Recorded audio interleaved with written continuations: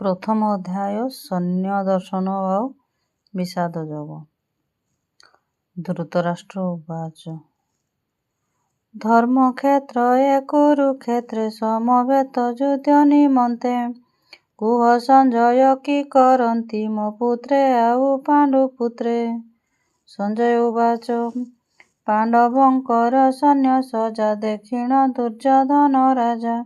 ଗୁରୁଙ୍କ ସମୀପ ହଇଣ କୁହନ୍ତି ଏମନ୍ତ ବଚନ। ଦେଖନ୍ତୁ ଆହେ ଗୁରୁ ଦ୍ରୋଣ ସମ୍ମୁଖେ ପାଣ୍ଡବଙ୍କ ସୈନ୍ୟ ଶିଷ୍ୟ ତୁମର ବୁଦ୍ଧିମାନ ଦ୍ରୁପଦ ପୁତ୍ର ଧୃଷ୍ଟଦ୍ୟୁମ୍ନ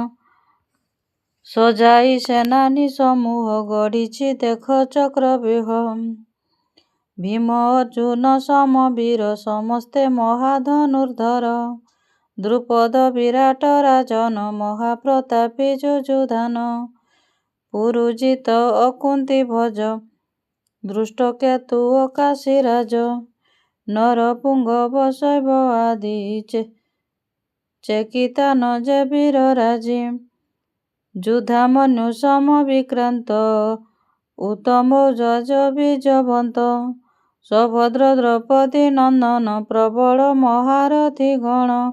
ହେ ଦ୍ୱିଜ ବର ଗୁରୁ ଦ୍ରୋଣ ଆମ୍ଭ ପକ୍ଷକୁ ଦିଅ ଧ୍ୟାନ ଆମ୍ଭ ସୈନ୍ୟର ରଥୀ ଗଣ କହୁଛି ମୋହି ତୁମ୍ଭେ ଶୁଣ। ଆପଣ ଭୀଷ୍ମ ପିତାମହ କୃପାଚାର୍ଯ୍ୟ କର୍ଣ୍ଣ ସମୂହ ବିକର୍ଣ୍ଣ ଅଶ୍ୱତ୍ଥାମା ଯୁଧ ମହାସଂଗ୍ରାମୀ ଭୂରିଶ୍ରବା ଯୁଦ୍ଧ କଳାରେ ବିଶାରଦ ଅସ୍ତ୍ର ଶସ୍ତ୍ରରେ ସୁସଜ୍ଜିତ କରିବା ପାଇଁ ପ୍ରାଣପାତ ମୋ ପାଇଁ ଅଛନ୍ତି ପ୍ରସ୍ତୁତ ଅପରିମିତ ସୈନ୍ୟ ଆମ ଭୀଷ୍ମକ ବଳେ ବଳୀୟାନ ନଗଣ୍ୟ ପାଣ୍ଡବଙ୍କ ସୈନ୍ୟ ସଜାଇଛନ୍ତି ବୀର ଭୀମ ରୁହନ୍ତୁ ସର୍ବେ ଯୋଦ୍ଧାଗଣ ଆବରି ନିଜ ନିଜ ସୈନ୍ୟ ଦୃଢ଼େ ସଂସ୍ଥାନେ ହୋଇ ସ୍ଥିତ ଭୀଷ୍ମକୁ କର ସୁରକ୍ଷିତ। ଏମନ୍ତ ଶୁଣି କୁରୁବୃନ୍ଦ ଗର୍ଜିଲେ କରି ସିଂହନାଦ ଶଙ୍ଖ ବଜାଇ ଘନ ଘନ ଉଷତ କଲେ ଦୁର୍ଯ୍ୟୋଧନ। ନାଗରା ଢୋଲ ଓ ମୃଦୁଙ୍ଗ ବାଜି ଉଠିଲା ଏକ ସଙ୍ଗ ଶବଦ ହେଲା ଭୟଙ୍କର ଶୁଭିଲା ଗର୍ଜନ ଯୁଦ୍ଧର ଧବଳ ଅଯୁକ୍ତ ରଥ ପାର୍ଥ ସହିତ ଘେନି କୃଷ୍ଣ ଶୁଭିଲା ତାଙ୍କ ଶଙ୍ଖ ଧ୍ୱନି ଉଜାଙ୍ଗ ସ୍ୱରେ ଦିବ୍ୟ ଧ୍ୱନି ହୃଷିକେଶଙ୍କ ପାଞ୍ଚଜନ୍ୟ ବେଦଦତ୍ତ ଯେ ଅର୍ଜୁନ ମହାପ୍ରତାପୀ ଭୀମଙ୍କର ପୌଣ୍ଡର ଶବ୍ଦ ଭୟଙ୍କର କୁନ୍ତୀପୁତ୍ର ଯେ ଯୁଧିଷ୍ଠିର ଅନନ୍ତ ବିଜୟ ତାଙ୍କର ନକୁଳ ସହଦେବ ଶଙ୍ଖ ସୁଘୋଷ ମଣି ପୁଷ୍ପକ ବଜାଏ ଶଙ୍ଖ କାଶୀପତି ଶଙ୍ଖ ଶିଖଣ୍ଡୀ ମହାରଥୀ ବିରାଟ ରାଜା ଧୃଷ୍ଟଦ୍ୟୁମ୍ନ ଦ୍ରୁପଦ ଦ୍ରୌପଦୀ ନନ୍ଦନ।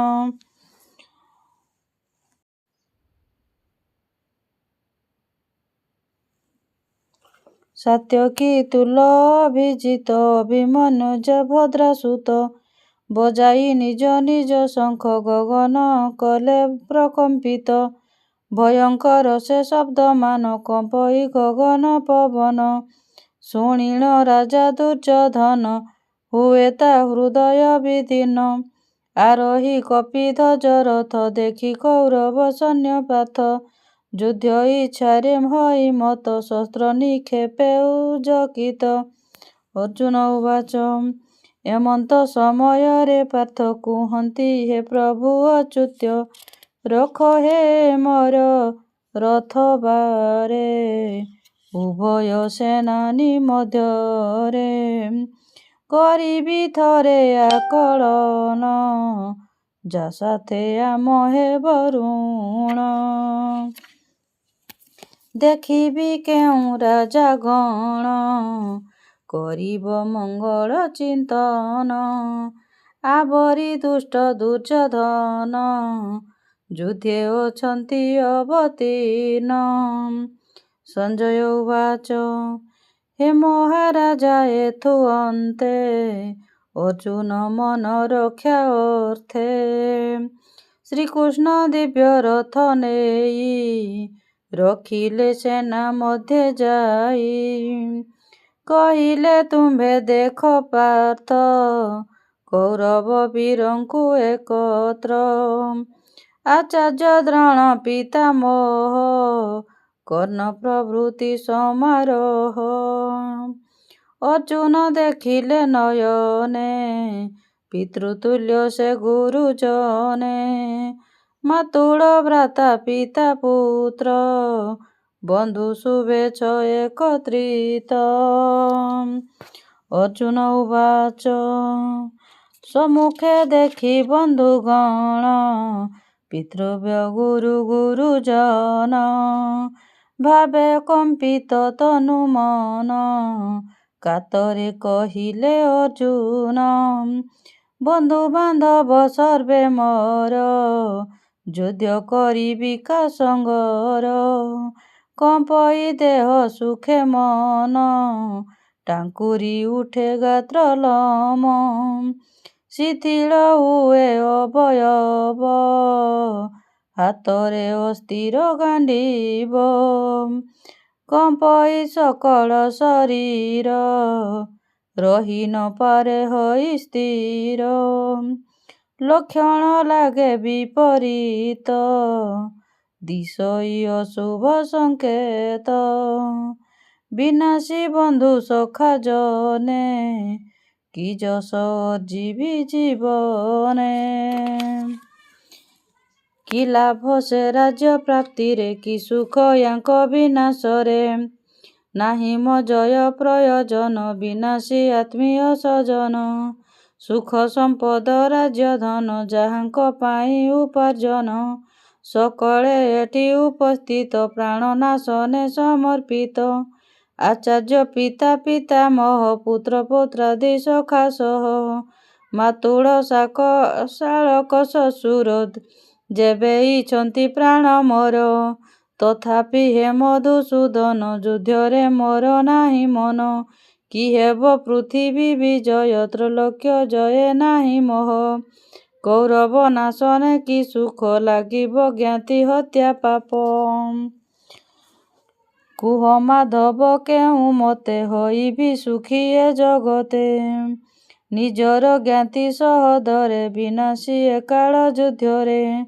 ବିବେକହୀନ ବୁଦ୍ଧି ନଷ୍ଟ ଲୋଭେ ଏମାନେ ପଥଭ୍ରଷ୍ଟ ବଂଶ ବିନାଶେ ଆଗ ଭର ନ ଭାବି ପାପର ବ୍ୟବହାର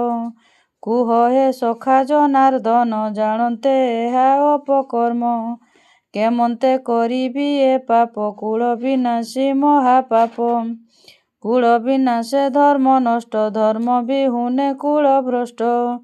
ଧର୍ମ ସକଳେ ଗଲେ ଛାଡ଼ି ଅଧର୍ମ କୂଳେ ବସେ ମାଡ଼ି ଅଧର୍ମ ଯେବେ ବୃଦ୍ଧି ପାଏ ଘରଣୀ ନଷ୍ଟଶୀଳ ହୁଏ କୁଳର ମଣି ହେଲେ ନଷ୍ଟ ବର୍ଣ୍ଣ ଶଙ୍କର ହୁଏ ଜାତ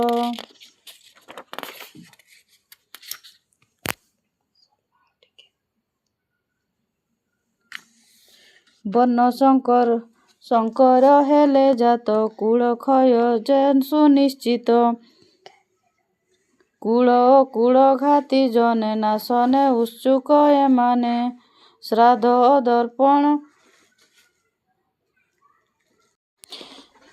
ଶ୍ରାଦ୍ଧ ଓ ତର୍ପଣ ବିହୁନେ ପିତୃପୁରୁଷ ଦିନହୀନେ